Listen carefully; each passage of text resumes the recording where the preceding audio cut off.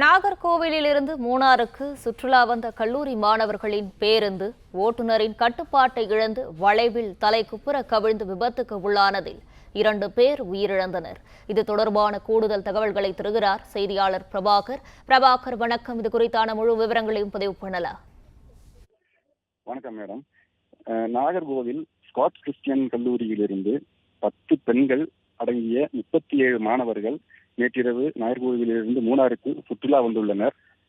இன்று அவர்கள் மூணார் பகுதியிலிருந்து மாட்டுப்பட்டிக்கு சுற்றுலா சென்ற பொழுது மாட்டுப்பட்டி அடுத்துள்ள எக்கோ பாயிண்ட் என்னும் பகுதியில் ஒரு வளைவில் அவர்கள் வந்த பேருந்து தலைகுப்புற கவிழ்ந்து விபத்துக்குள்ளானது. இந்த விபத்தில் சம்பவ இடத்திலேயே 2 பெண்கள் உயிரிழந்துள்ளனர்.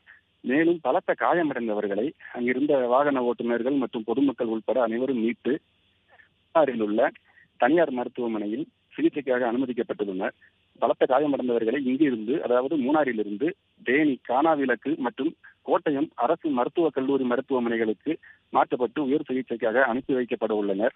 இந்த சம்பவம் இந்த பகுதியில் பரபரப்பை ஏற்படுத்தியுள்ளது. விவரங்களுக்கு நன்றி பிரபாகர்.